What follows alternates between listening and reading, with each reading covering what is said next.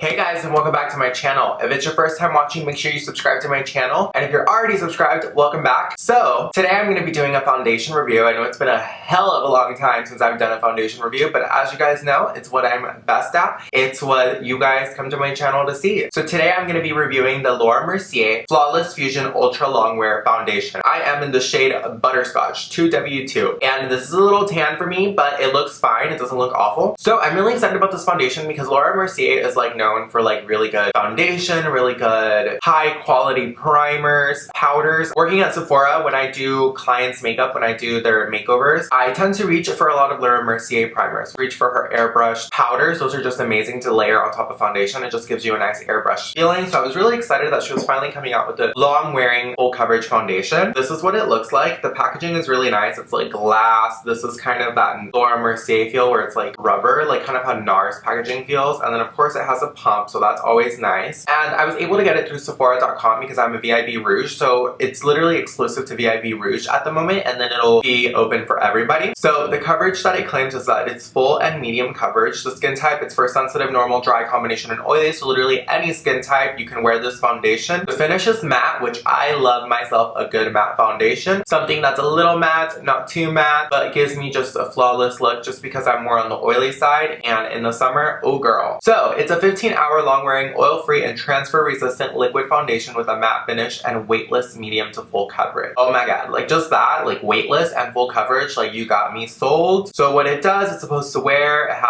it's supposed to wear all day, it's supposed to give you that coverage without the weight. It's oil-free foundation formulated with skin fusion technology to seal it into place for 15 hours of high-performance comfortable wear. That's transfer, sweat, humidity, and water resistant. Oh my god. It's not supposed to oxidize, the color is supposed to remain true to what you initially put it on. That's interesting. It's a matte finish, never dual flat or cakey, minimizes imperfection, and silky fine powders help control oil immediately throughout the day. That's basically all the Sephora website says, and just like that, guys, like I'm really excited about this foundation. Like I can't wait to show you guys how this goes. Like this is exciting. So without wasting any more of you guys' time, let's go straight into the demo. So keep watching. Okay guys, so I'm gonna take the foundation and I'm just gonna go ahead and apply one pump on one side of my face using a beauty blender and one pump on my face using a brush. I'm just gonna dispense one pump and nothing's coming out. Oh, there we go. And that's honestly not a lot of foundation. I don't know if you can see it. It's not a lot of foundation, so I'm going to take two pumps. And I'm in the shade Butterscotch, if you're still wondering. I'm going to apply it to the right side of my face, which is your left. And I'm just going to tap it on. I've already primed my face using the Milk Cosmetics Blur Stick. I feel like this color is too dark for me. Okay, so I've already dotted the foundation all over my face, and I'm just going to go ahead with my beauty blender and bounce that in.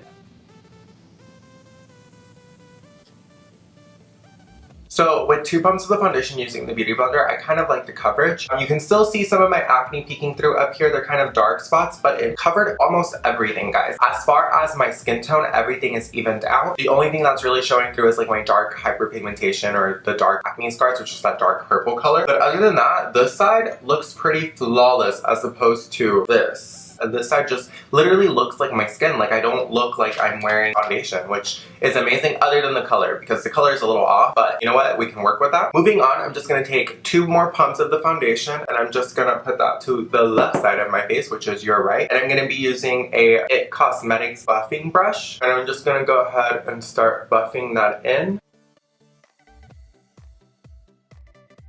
So guys, the brush side for sure gave me more coverage, but I like the beauty blender side way more. The beauty blender side just looks like my skin. It doesn't look like I'm wearing anything. And then this side, of course, the pigment is a bit bolder. I definitely see more of that yellow undertone. The skin is not melted into my skin, and whereas this side is. So I have to say, I really like this coverage. Again, I still have some acne dark pigmentation showing through, so not a fan of that. But let's see if we can build this baby up and see what's going on. So I'm just going to take the foundation. I'm going to take a second layer, and I'm literally just going to put that right where my acne scars are. You know, where you need that extra coverage. Taking my beauty blender on the right side. It looks flawless, guys. I'm not going to say that this is full coverage. This isn't the Marc Jacobs foundation. This isn't the Urban Decay foundation. But this is for sure a medium buildable coverage, and it looks very nicely on the skin. I'm going to go ahead and take another pump and put it on the left side of my face using the brush. And and it literally looks airbrushed flawless on this side with the brush. So if you're definitely going for a full coverage look, I would use a brush. Now if you're going for a more natural full coverage look, definitely use the Beauty Blender because this side literally looks like my skin but better. I have to say guys, I prefer the Beauty Blender side. Even though the brush side looks nice, I just feel like this really melted into my skin, whereas this is still a little bit tacky. So I'm just gonna go in with my Beauty Blender and even out the side.